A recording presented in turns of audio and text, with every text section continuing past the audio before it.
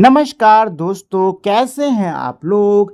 उम्मीद करता हूं कि आप सभी लोग अच्छे होंगे। तो दोस्तों, मेरा नाम है आकाश और मैं आप सभी का स्वागत करता हूं अपने YouTube channel A to Z study में। और आज की इस वीडियो में मैं आपको पढ़ाऊंगा class 4 the world around us का chapter number 4 growing up with nature.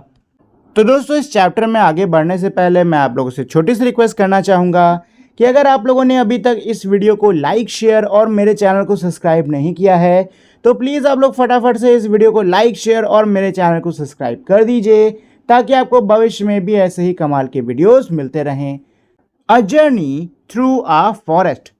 Reena and Amit were excited about a family trip. Reena और अमित जो हैं ये अपने फैमिली ट्रिप के लिए फैमिली ट्रिप को लेकर बहुत ज़्यादा एक्साइटेड हैं। They were going to their village near a forest. ये दोनों कहाँ जा रहे हैं? अपने गांव जा रहे हैं जो कि जंगल के करीब है। It was the time for a harvest festival. Harvest festival का समय है।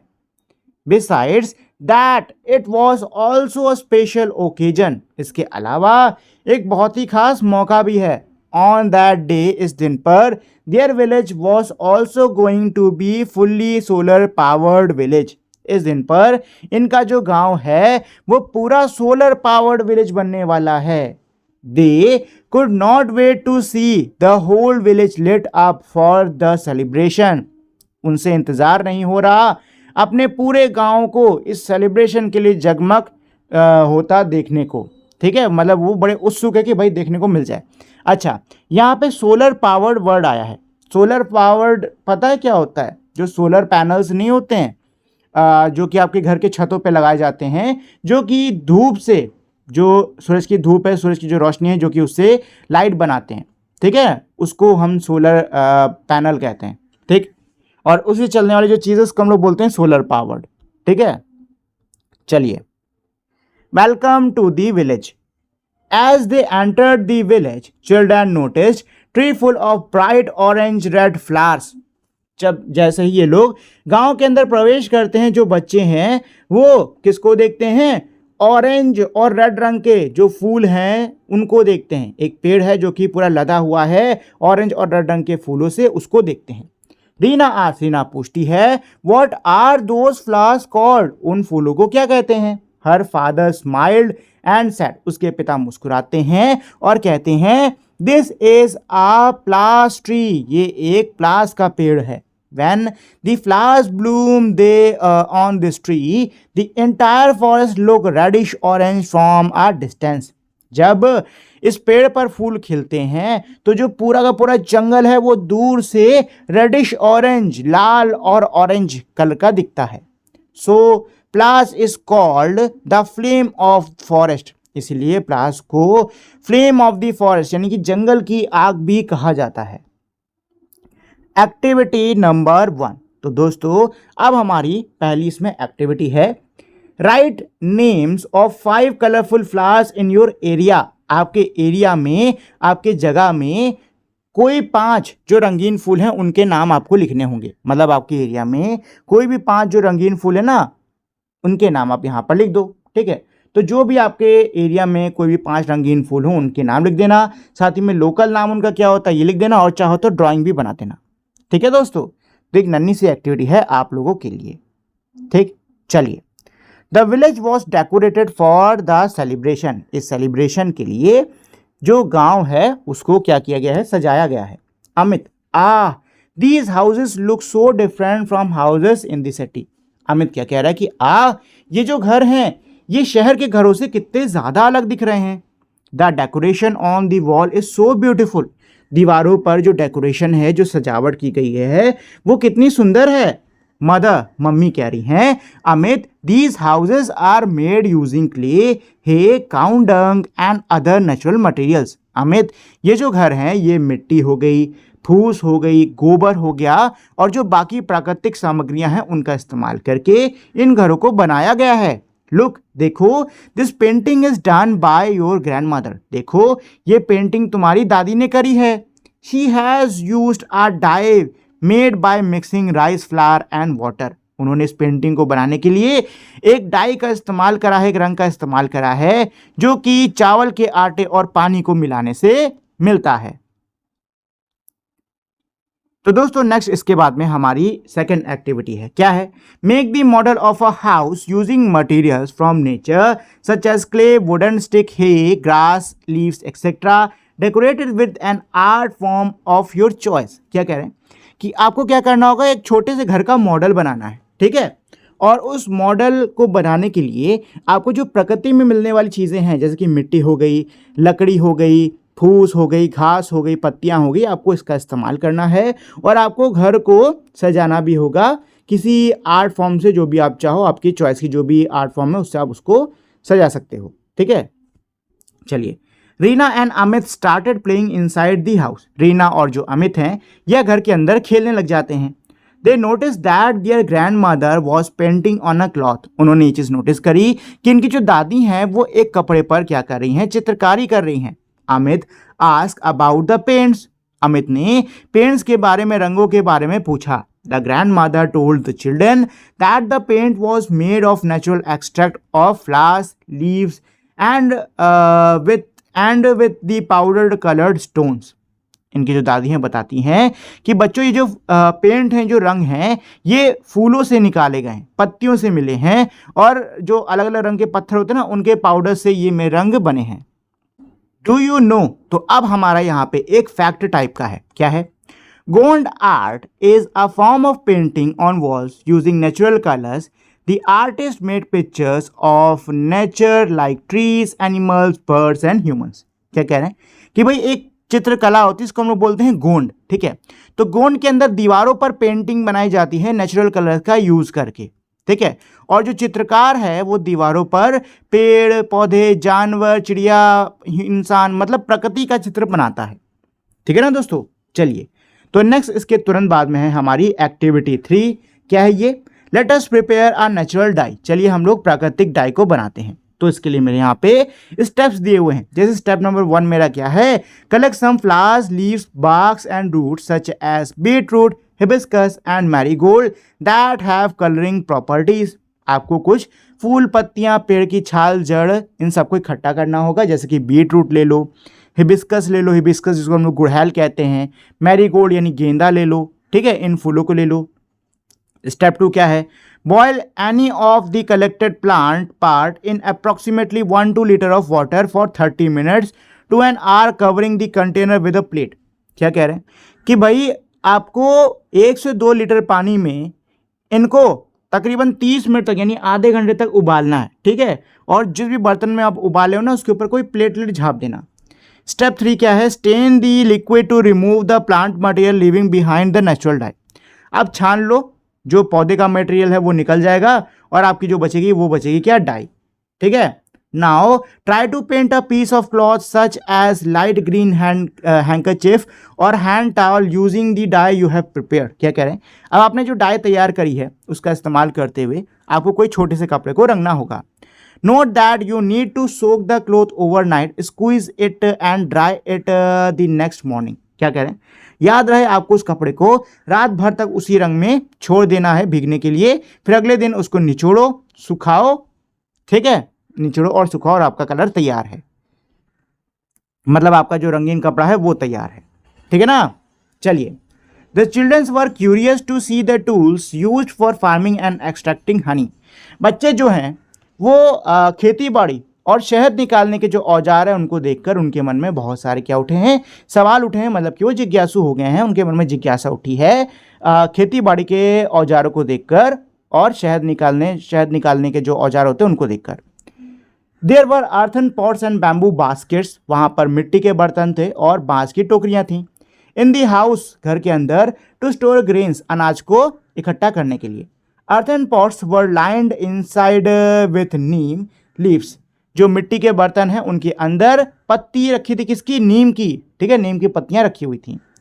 दी bamboo baskets were coated with cow dung on the outside. और जो बांस की जो बास्केट है उसके बाहर से काउ डंग यानी कि गोबर लगाया गया था। विद दिस मैथड, इस मैथड से the stored remains the store grain remains protected from insects and pest. जो इकट्ठा किया हुआ जो अनाज है वो कीड़ों से, कीड़े मकोड़ों से बचा रहेगा। डू यू नो, तो दोस्तों यहाँ पे मेरा एक और फैक्ट टाइप का है। नेक्स्ट क्या है मेरा ये, the Jenu Kurubas is a tribe from Karnataka. Jenu Kurubas नाम की एक ट्राइब है, एक जनजाति है जो कि कहाँ से है, कर्नाटक से है। Their name come from the word jenu which means honey. इनका जो नाम है वो जैनु से है। जैनु का मतलब क्या होता है, हनी यानी शहद। When they collect honey from beehive, they sing songs to apologize to the bees। जब भी वो मधुमक्खी के छत्तों से शहद को इकट्ठा कर रहे होते हैं तो वो गाना गाते हैं मधुमक्खियों से माफ़ी मांगने के लिए। This shows their respect for nature। ये प्रकृति को लेकर उनका जो सम्मान है उसको दर्शाता है। नेक्स्ट इसके बाद में दोस्तों हमारी एक और एक्टिविटी है, एक्टिविटी नंबर 4। क्या है ये, find out some traditional way of preserving grains and vegetable at your place. आपकी जगह पर कुछ जो पारंपरिक तरीके हैं अनाज को और सब्जियों को बचा कर रखने के, उसको पता लगाओ। And fill the following table, one example has been given. क्या कह रहे हैं कि आपको इन टेबल को उससे भर देना है, आपके लिए एग्जाम्पल दिया हुआ है। जैसे कि पहला है मेरा टुमरी। ठीक है, टुमरी जो है ये कर्नाटक के अंदर किया जाता है और इसमें क्या करते हैं, कंस्ट्रक्टेड विद अ राउंड और Oval shaped dried bottle gourd. ठीक है, क्या कह रहे हैं, सूखी हुई जो बॉटल गोर्ड होती है, यानी सूखी जो लौकी होती है ना, उससे एक राउंड या फिर ओवल शेप का कंटेनर टाइप का बनाया जाता है। ठीक है ना।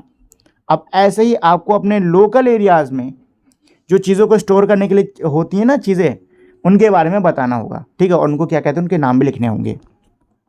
चलिए आगे उसमें मेरा क्या है, Reena and Amit got ready for the celebration. Reena और अमित सेलिब्रेशन के लिए तैयार होते हैं। Their grandfather took out a bottle of liquid from a box. उनके जो दादाजी हैं वो एक डिब्बे में से एक बोतल किसी तरल चीज़ की निकालते हैं। Dadaji, this is a mixture made with neem oil. If you rub it on your hands and feet the mosquitoes will not bite you. दादाजी ये कह रहे हैं कि इस बोतल के अंदर, इस बॉक्स के अंदर जो लिक्विड है ये मिश्रण है नीम के तेल का। अगर तुम इसको अपने हाथ और पैर पे लगा लोगे तो मच्छर तुमको नहीं काटेंगे।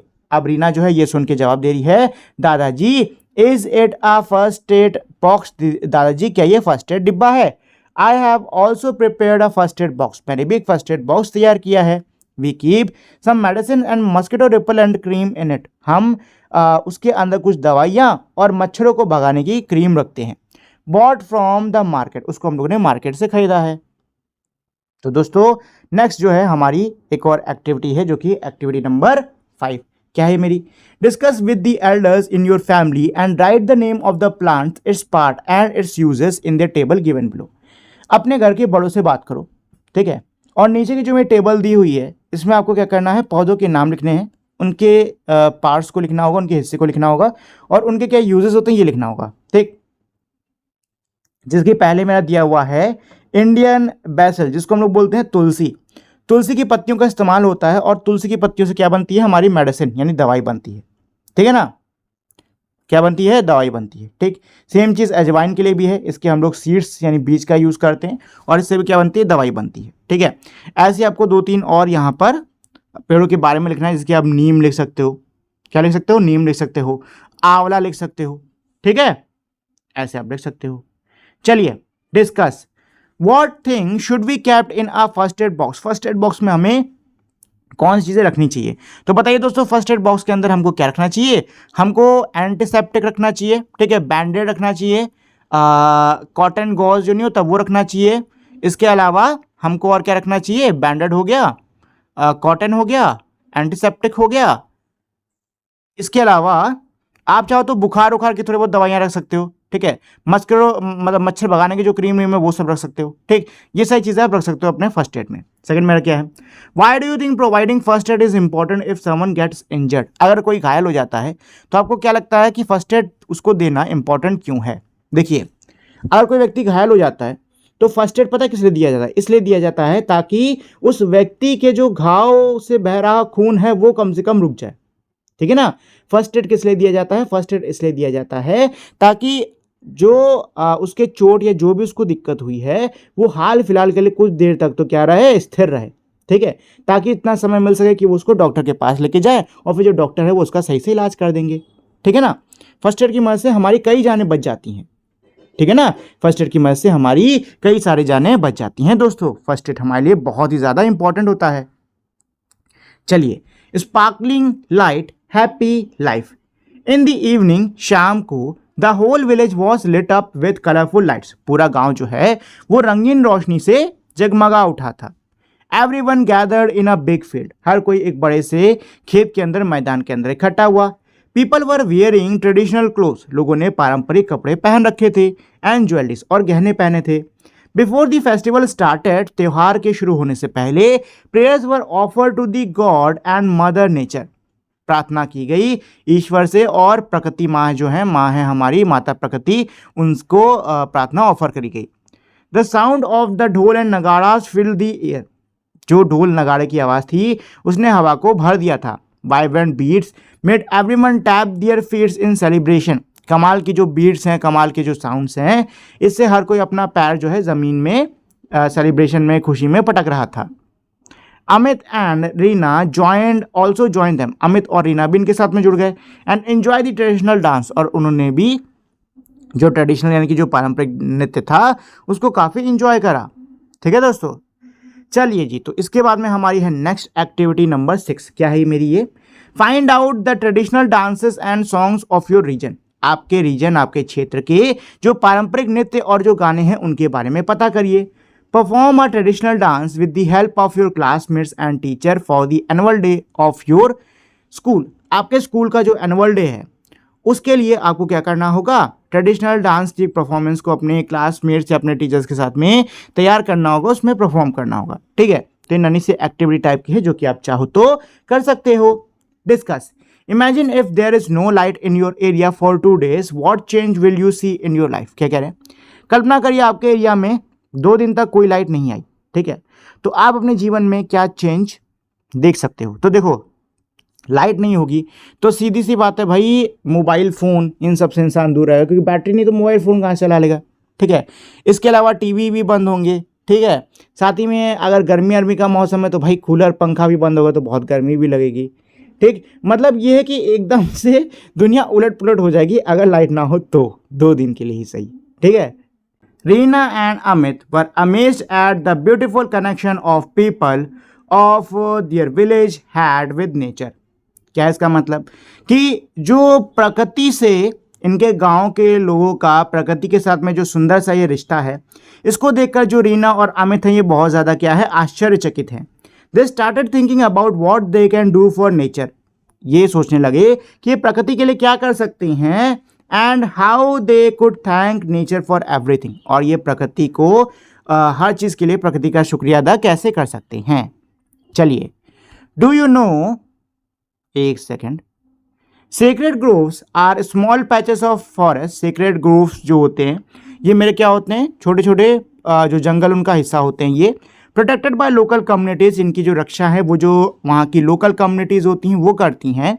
The trees and the wildlife within them are preserve. जो पेड़ पौधे और जो जंगली जीवन होता है उनके अंदर वो प्रिजर्व होता है, यानी उसकी रक्षा की जाती है। These are important places for community to gather, worship and celebrate the beauty of nature. ये जगहें कम्युनिटीज़ के लिए बहुत ज़्यादा ज़रूरी होती हैं, क्योंकि यहीं पे लोग इकट्ठा होकर पूजा प्रार्थना करते हैं और अलग अलग चीज़ों को ये लोग सेलिब्रेट करते हैं। ठीक है, और जो प्रकृति की सुंदरता है उसको ये लोग सेलिब्रेट करते हैं। चलिए दोस्तों, तो नेक्स्ट है मेरी एक्टिविटी नंबर 7। क्या है मेरी activity? Talk to your elders. अपने घर के बड़ों से बात करो। And find out the ritual in connection to animals and plants which are celebrated in your locality. और आपके लोकेलिटी यानी आपके एरिया के अंदर जानवरों और पौधों से जुड़े हुए कोई जो मेरे रिचुअल्स हैं उनके बारे में पता करो। A few examples are given below। नीचे कुछ मेरे उदाहरण दिए हुए हैं, जैसे कि यहाँ पे नेम ऑफ फेस्टिवल दिया है। पहला है मेरा वट पूर्णिमा। इसमें ये जो होता है वट पूर्णिमा, ये हमारा बैनियन ट्री यानी कि बरगद के पेड़ से संबंधित होता है, और इसमें इस बरगद के पेड़ की जाती है पूजा। ठीक है, ऐसी हरी जिरोती। ठीक है, हरी जिरोती ये क्या है?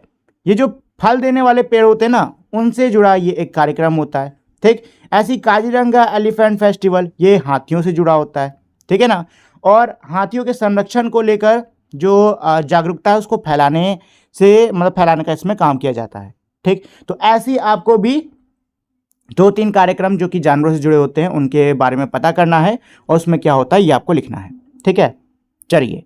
We worship many plants and animals in different part of our country. हमारे देश के अलग अलग हिस्सों में कई सारे पेड़ पौधे और जानवरों को पूजा जाता है। This indicates our rich tradition of respecting and protecting nature. यह दर्शाता है हमारा जो कह सकते हो हमारा जो ये बहुत ही कमाल का जो हमारी परंपरा रही है प्रकृति की रक्षा करने की, प्रकृति को सम्मान देने की, ये उसको दर्शाता है। Here are some ways to care for animals and plant in your surrounding। यहाँ पे कुछ में तरीके दिए हुए हैं जिससे कि आप आपके सराउंडिंग यानी आपके आसपास के जो पेड़ पौधे हैं, जो जानवरों हैं, उनका आप ध्यान रख सकते हो। पहला है रिड्यूस पेपर वेस्ट। जो पेपर वेस्ट है उसको कम करो। से नो टू प्लास्टिक। प्लास्टिक का इस्तेमाल ना करो। Spread awareness about saving plants. पौधों को बचाने के बारे में जागरूकता फैलाओ। ठीक है।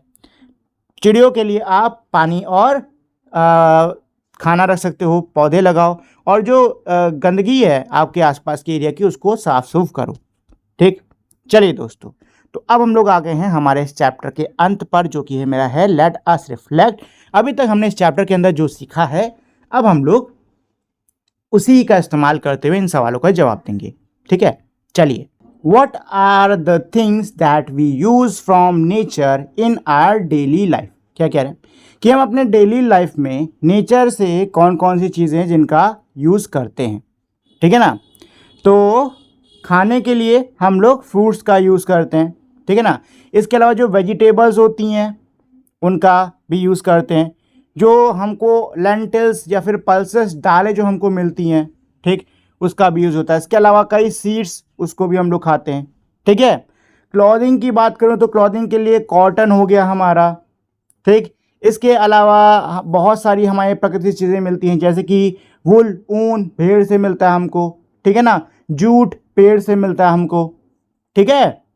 इसके बाद में हमारा हेल्थ केयर, तो हेल्थ केयर में हमारा नीम हो गया, आंवला हो गया, ठीक, हल्दी हो गया, तुलसी हो गया, ये सब हमारे सेहत के लिए बहुत ही अच्छा होता है कि नहीं। तो बस आपको यही चीज़ लिखनी है इसमें। चलिए क्वेश्चन नंबर 2 पर आते हैं। तो क्वेश्चन 2 मेरा क्या कह रहा है, what challenges arises when we overuse natural resources. जब हम लोग नेचुरल रिसोर्सेज को ओवर यूज करते हैं तो हमें कौन सी चुनौतियों का सामना करना पड़ता है, हमें कौन कौन सी परेशानियां आती हैं। एग्जाम्पल के लिए अगर आप लकड़ी का ज़्यादा इस्तेमाल करते हो तो हमारा जो जंगल है वो क्या होगा, ख़त्म हो जाएगा। ऐसे ही अगर आप पानी का ज़्यादा इस्तेमाल करोगे तो क्या है, जो पानी है उसकी कमी हो जाएगी, सूखा पड़ जाएगा। मिट्टी का बहुत अधिक इस्तेमाल करोगे तो मिट्टी की जो उपजाऊपन होता है ना वो कम हो जाएगा। ठीक है। अगर समंदर के जो प्रोडक्ट्स यानी जो मछली होती है उसको आप ज़्यादा कंज्यूम करोगे, ज़्यादा यूज़ करोगे तो जो मछलियों की जनसंख्या है वो कम हो जाएगी और जो मरीन लाइफ है उस पर इसका बुरा असर होगा। और इसके अलावा एयर पोल्यूशन मेरा बहुत ज़्यादा बढ़ रहा है, किसकी वजह से, पेड़ काटने की वजह से। ठीक है ना। तो ये आप इसमें लिख सकते हो। चलिए क्वेश्चन नंबर 3 पर आते हैं। तो क्वेश्चन 3 मेरा क्या कह रहा है, क्वेश्चन 3 है how can we protect the natural environment around us. हम अपने आसपास का जो हमारा नेचुरल एनवायरनमेंट है उसको हम कैसे प्रोटेक्ट कर सकते हैं। तो दोस्तों नेचुरल एनवायरनमेंट को बताइए हम लोग कैसे प्रोटेक्ट कर सकते हैं। सीधी सी बात है, अपने आसपास साफ सफाई रखो। ठीक है। अपने आसपास कोई भी अगर वेस्टेज हो रही है किसी भी चीज़ की, जैसे कहीं पे देख रहे हो आप पानी बह रहा है, ठीक, तो उसको बंद कर दो। ठीक है। पेड़ लगाओ आसपास। ठीक है ना। इन सब चीज़ों से हम अपने आसपास की जो नेचुरल एनवायरनमेंट है इसका क्या कर सकते हैं, प्रोटेक्शन कर सकते हैं। ठीक है। चलिए क्वेश्चन 4 मेरा क्या है, डिजाइन योर हर्बल गार्डन। तो आपको यहाँ पे एक गार्डन को डिजाइन करना होगा। ठीक है। देखो इसमें खाली जगह दे रखी हुई है। ठीक, आपको इस खाली जगह में जड़ी बूटियाँ जो नहीं होती हैं, हर्ब्स, उनको ड्रॉ करना है। ठीक है। ऐसे मान लो ये आपका बगीचा है और आपने अपने बगीचे में कौन कौन सी जड़ी बूटी लगाई है उसको ड्रॉ कर दो। ठीक है ना दोस्तों। चलिए दोस्तों, तो ये तो था मेरा पूरा चैप्टर। उम्मीद करता हूँ आपको ये चैप्टर अच्छे समझ में आ गया होगा, साथ ही में आपको इसको पढ़ने में मज़ा भी आया होगा। जाने से पहले दोस्तों मैं आप लोगों से छोटी सी रिक्वेस्ट करना चाहूँगा कि अगर आपको ये वीडियो अच्छी लगी हो तो प्लीज़ आप लोग इस वीडियो को लाइक, शेयर और मेरे चैनल को सब्सक्राइब कर दीजिएगा। अब हम लोग मिलेंगे हमारी अगली वीडियो में, तब तक के लिए नमस्कार।